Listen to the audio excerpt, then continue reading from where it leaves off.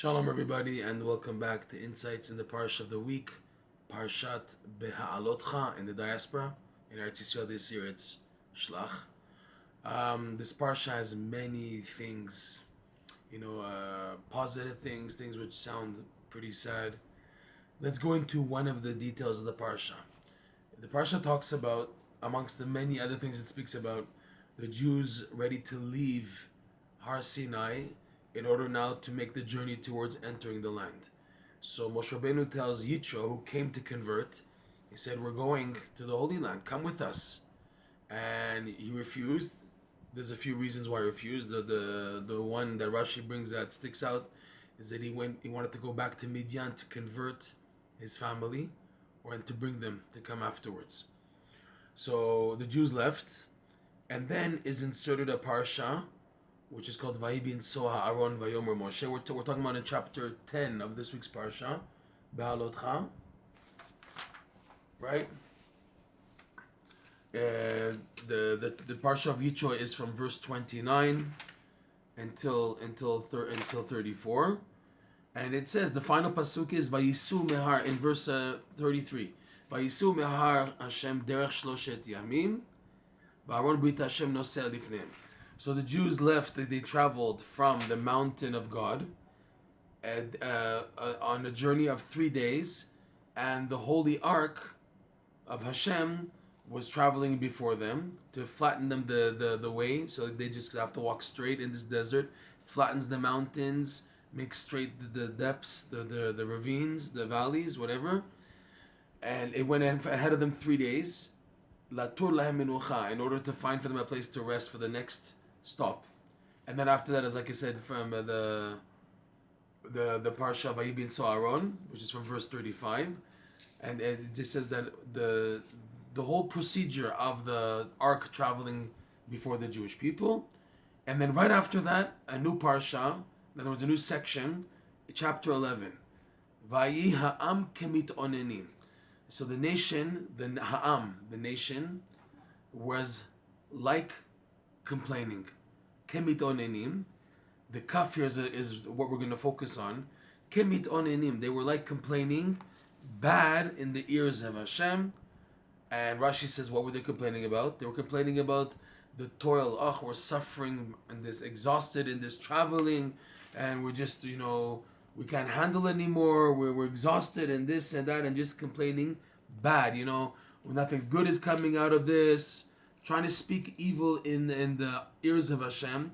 Hashem heard. Vayichar apo, Hashem got angry, and a fire broke out, burning all these people. Biktzei machane. There's two opinions: the low people, the low lives who were complaining, and some say big people. Okay, and then right after that is the parsha of those who are complaining about the manna, and that's why they got the meat. So they were punished with eating the quail, and until they died from overeating meat. And here it talks about those who were burnt out. Okay, so Rashi says that the parsha Vayibin So'aron has an upside down nun before it and afterwards, to show that this is not the place of this little piece of explaining that the traveling of the ark.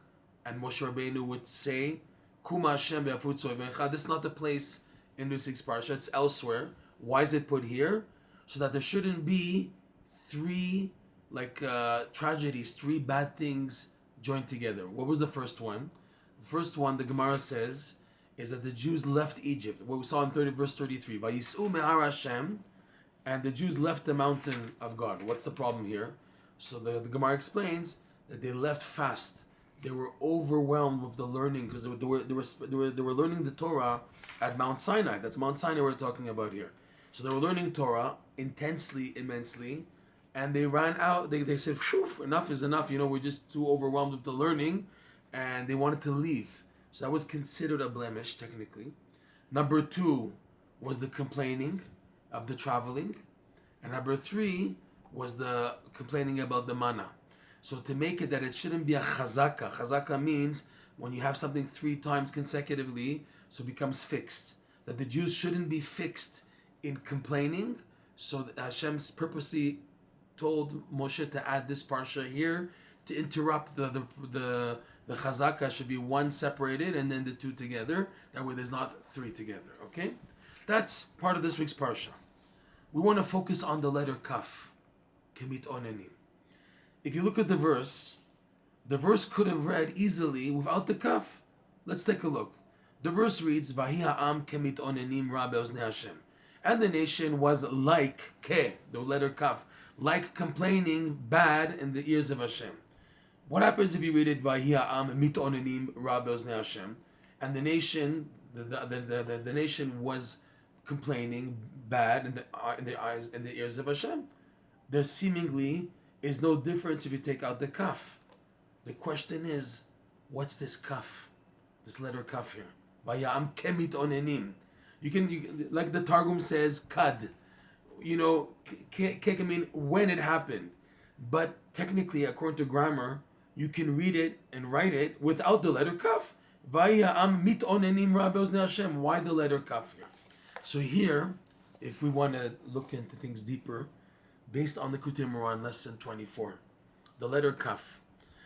The letter kaf in the Kabbalah signifies the concept of the Keter.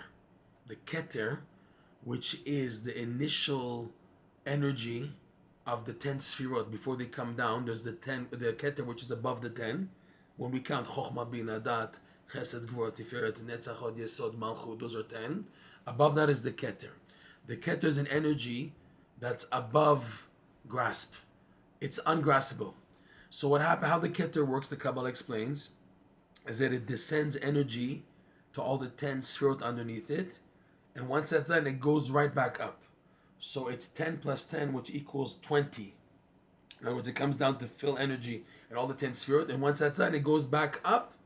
Okay, not necessarily taking the energy with it, but it goes back up to being in the Keter. So because it goes past down 10, and then again 10 plus 10 equals 20, and that's the letter kaf, the numerical value of the letter kaf.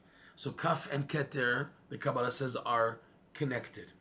In context of lesson 24, Rebbe Nachman teaches that the Keter is the wall that separates a person from perceiving the infinite light.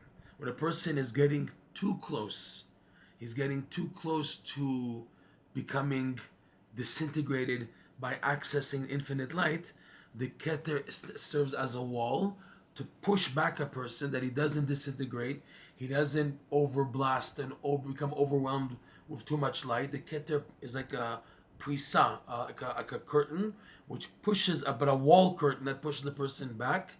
And in that pushback, the person is expected to do the right thing. If he does the right thing in the pushback, which is the main place of the test, then he is filled with the infinite light, Bezrat Hashem. Okay? The infinite light, which shines into a person. But he has to pass the test. So here, Rashi says clearly that it's the verse should have read, Vayhi Yisrael mit'onenim. Let's say, for example, without the kaf. And Israel, the nation Israel, was complaining, but it says ha'am. So Rashi gives a rule that ha'am is referring to the wicked people of the Jewish people, or the Erev Rav, those who joined in for false reasons, not for L'Shem Shemaim, not for sincere, honest reasons of converting, just because they saw the glory and honor of Israel in Egypt when leaving, so they converted, or wicked people of the Jewish people. These two categories, they're the ones who complained. What's the whole thing here about the test of complaining?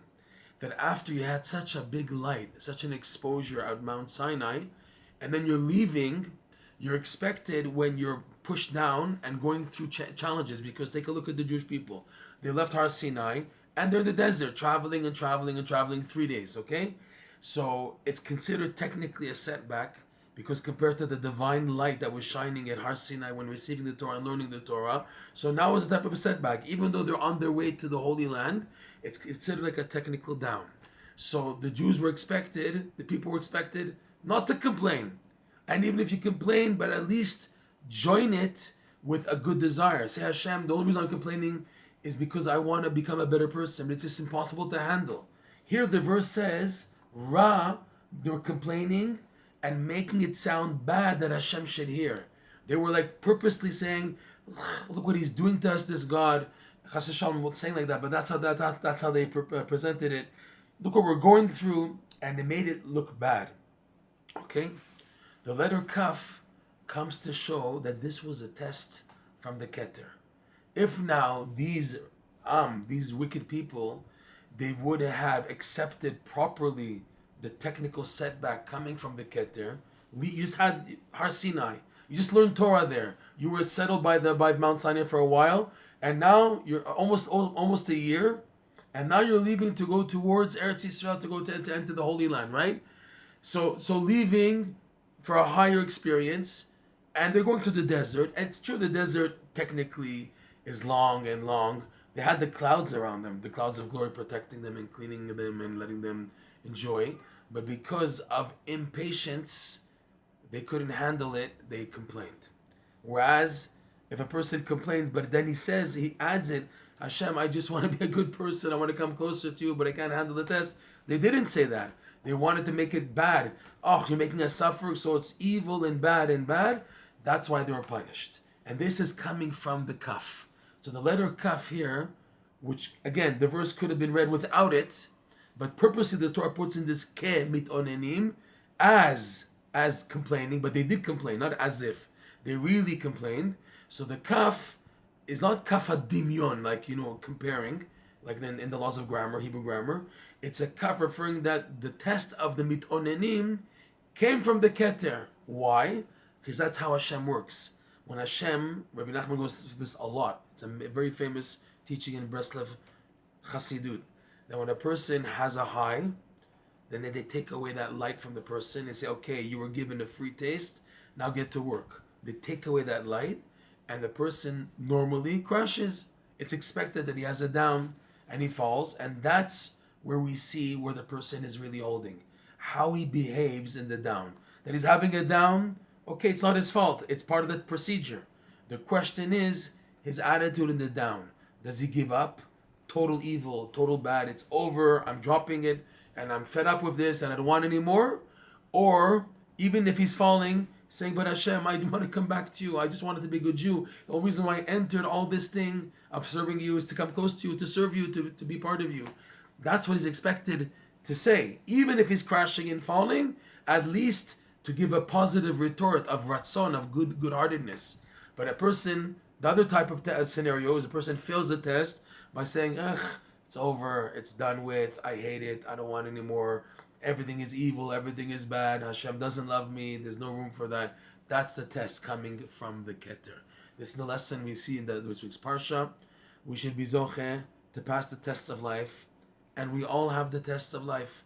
Like Rebbe Nachman says in his book Sefer Yashar, everybody in life gets hit, sooner or later. Some at the beginning of their life, some middle-age crisis, some later on. But everyone doesn't have a fine and dandy picnic in this world, and that's it. No one has it, okay? Meaning that your real test will come when those difficult challenges happen. And the main thing, like Rebbe Nachman said, number one is not to give up, but also to do the right thing. What's to do the right thing? To express your good desire. To admit, yes, Hashem, I did X, Y, Z, but I still want to be a better person. I want to come back to you. And by working on being simcha, Rebbe Nachman teaches, this is how you can develop a positive attitude. So we can say that these people, the in the Parsha where it says that they were complaining, there were people who anyways weren't happy. Always complaining, always negative, feeling that they deserve everything. You're in clouds. Hashem gave you the Torah, Har Sinai.